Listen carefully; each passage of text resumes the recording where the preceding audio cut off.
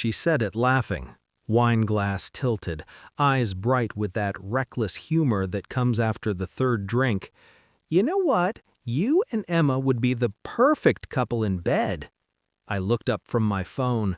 My wife was grinning at me across our kitchen island like she'd just told the world's funniest joke. "What?"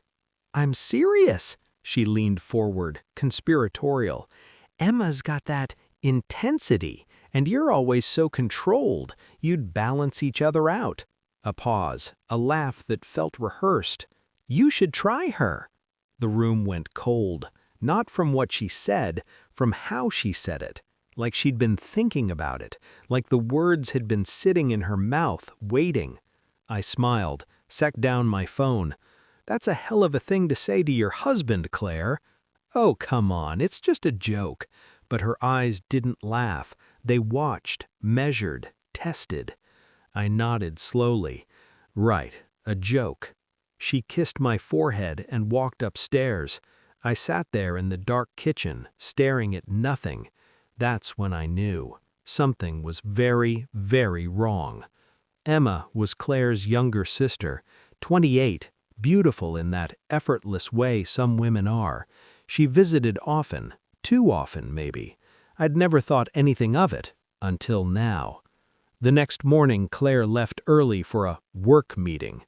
She kissed me goodbye, casual as ever, but there was something in her expression, anticipation maybe, or fear disguised as confidence.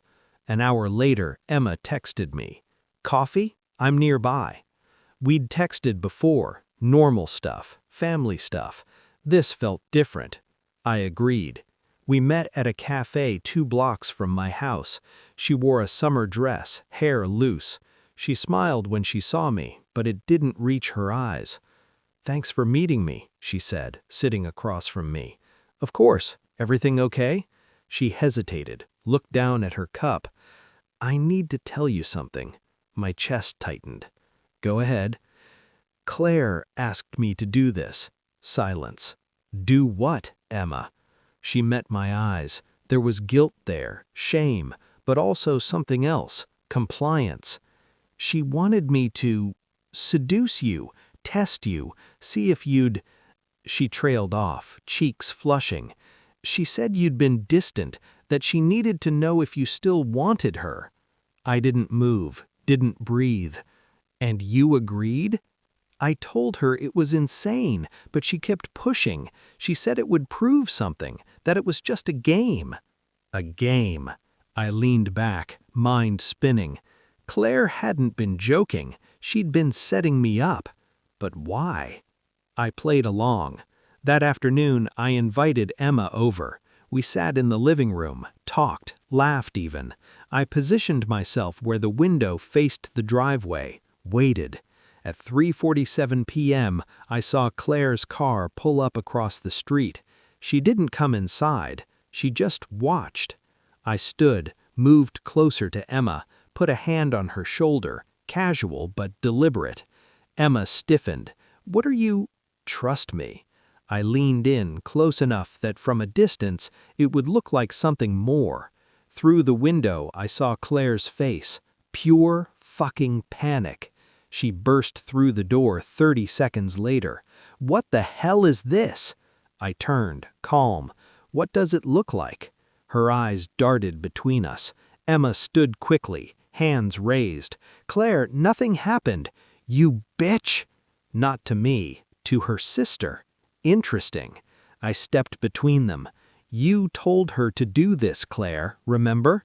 She froze. Color drained from her face. "That's not— I didn't mean—" "You didn't mean for me to actually go through with it." I smiled, no warmth. "You wanted to catch me refusing, prove I was loyal, use it as what? Ammunition? Justification?" Her mouth opened, closed. "For what, Claire?" Silence. Emma whispered, "Oh my God." I already knew. That night I handed Claire the envelope. Phone records, 3 months' worth. Her number, a number I didn't recognize. Texts, calls, hours of them. Pictures, her, some guy from her office. A hotel receipt. She didn't cry. She just stared at the pages, her hands trembling. "How long have you known?" she finally asked. 2 weeks. Her head snapped up. "And you didn't what? Confront you? Scream? Break things?" I sat across from her, unnervingly still. "No, I wanted to see how far you'd go. I was going to end it. I just needed to make sure I was the bad guy first." I leaned forward.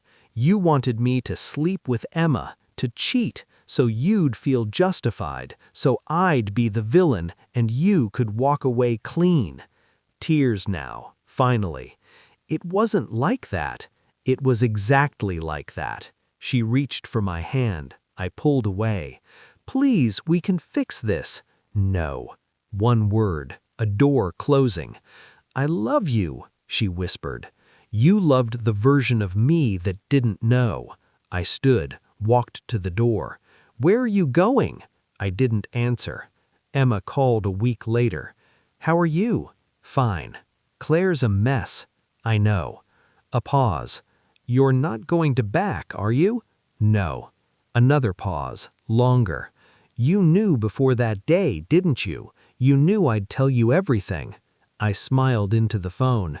"Emma, I've known for a while that people reveal who they really are when they think they're in control."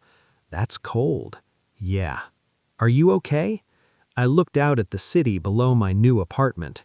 Clean slate, new silence. "I'm better than okay." I hung up. The truth doesn't destroy you. It just shows you who never really was there. And once you see that, really see it, you stop feeling anything at all.